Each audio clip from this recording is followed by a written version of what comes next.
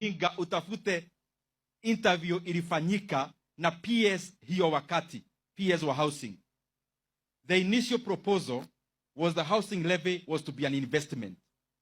Ya kwanza Mkenya akikatwa, it was to go and de-risk the construction of the low cost housing, alafu anarudishiwa baadaye. Tukienda hivyo ikatoka kwa investment ikakuwa ni kodi. Now this is the astonishing figure. The government figure ambayo ilikuwa released by Kenya National Bureau of Statistics inaonyesha ujenzi katika Kenya construction sector shrunk in the year of 2024 by 2%. Wakati ambao tunapigiwa mapicha ya kuonyesha housing projects. Ladies and gentlemen, as we speak today, we all know that after President William Ruto kicked out Rigathi Gachagua, he also aimed those who are close to him. And one of the casualties, it was actually Ndindi Nyoro, the member of parliament of Kiharu. Now, as we speak today, this is one of the best performing members of parliament in the country. He's one of the orators in the country. He's one of the people that President William Ruto saw were capable of becoming deputy president or maybe running mate back in 2022. And even there were projections that in 2027 he was to be the presidential deputy president, running mate. And we all know that there was a problem between him and Rigathi Gachagua on the same. So Ndindi Nyoro was kicked out from the budget and appropriation committee. Actually the parliamentary budget appropriation committee, which he had been serving for almost 2.5 years. So he was kicked out and replaced by the ODM guy, that is Samuel Atandi, who personally I feel is clueless. When you listen to him argue in that parliament, in that committee, I don't see that whether he actually fits in Ndindi Nyoro's shoe. So Ndindi Nyoro, he was kicked out from there, but of course, William Ruto and Raila Amolo Odinga's men. So as we speak today, Ndindi Nyoro is a free man, only just working for the people of Kiharu, using the money that is called this NGCDF. Now, he's a free man able to speak and do so many things as far as politics is concerned. We all know that when he was working as the appropriation chairman, the fact means that he was so busy that he could not even get time to utter most of the things publicly.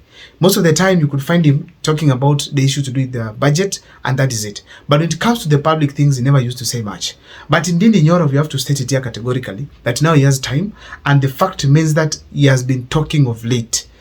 At some point, he kept quiet for some time, but now he's talking, and is slowly increasing the pace of what he's saying, when he's saying it, and how frequent he's doing that. So this is going to form the basis of this analysis here today, because Ndindi Nyoro of late has been warning President William Ruto on doing certain things, and that's going to form the basis of this video here. But before I take you through, if this is the first time you're watching my videos at Mukwa Times, please take a second or two to subscribe, like, and comment, because that is the best support you can always give this channel. So let me dive into the topic today, ladies and gentlemen. Now, Ndindi Nyoro has come on. What is he saying? Now, if you listen to what he had said from the video I just played, Ndindi Nyoro is simply warning President William Ruto against the housing levy. He is simply saying that the housing levy, despite it being introduced to increase the constructions in the country, it has not created too much employment the way it's expected, because the 130,000 it has employed, it is not enough to meet the other previous years where construction had been taking place. In that, the construction was more with the housing levy in the hands of the private sector, in the hands of the individuals who are earning the salaries. But now, after taking the housing levy from them, the construction has gone down, and only the government is doing the construction. So Ndindi Nyoro is trying to fault President William Ruto for introducing the housing levy, and is telling that based on the statistics, it should not be there in the finance bills that are coming. Probably it should be removed. But when you check things that are being said here, Ndindi Nyoro probably is saying it, but William Ruto might not listen. However, he has a point. But why do you think Ndindi Nyoro is also stopping President William Ruto as far as the housing levy is concerned? Number one, it's an unpopular idea. The idea is completely unpopular, in that the people of Kenya do not want it. They are asking, no, let us build for ourselves the houses. And even the people they are giving to Nairobi, they are not getting them for free, despite being constructed on public land, despite that the money that constructed those buildings was given by Kenyans in form of taxes as a housing levy, in that the government does not owe anyone money up to the completion of those houses. So when people again come to buy them, the fact remains that this government is doing some business with an individual who is not disclosed. So that is why we are seeing here categorically that Ndindi Nyoro has rights and reasons to complain against the housing levy and also the housing projects, because you realize that people are buying, yet they should not be buying. Thirdly, if you check what's happening now in the country, William Ruto is simply putting efforts where he knows he'll benefit. What do I mean by that? Look at the housing levy, housing construction, the housing projects. They're done in the country, and the only person who is thriving and becoming rich every day is none other than Devki.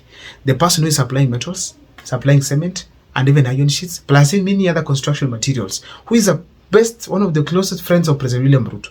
They have worked with him, and as we speak today, actually has opened 2 big industries in the country, one in Mombasa, or in the coastal region, and one in Pokot. That is huge. Is the only person right now thriving in the country, opening businesses that are huge in this country. That means they have a source of income and the customers, which means the housing levy is purely benefiting them. So when you look at this, President William Ruto is making money in each and every day through this housing levy. And people like Ndindi Nyoro, they are not stupid. They know what is happening. They are seeing what is happening. So when they come out to complain, the basis on their complaint is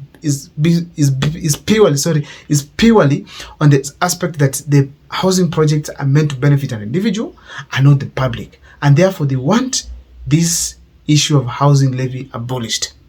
Now, ladies and gentlemen, if you look at it from the contemporary understanding, the houses that are being produced right now, they should be free. Apart from that, the cost of construction is also high for the common man. If William Ruto could have lowered the cost of living, taxes on some of these products, and then the fact remains that people will get into constructions and eventually more people will be employed, more money will be circulating. But now William Ruto has taken all, and it becomes a challenge for common mwananchi to engage in any form of construction. That was not the only message that Ndindi Nyoro had. He also talked of the issue to do with education.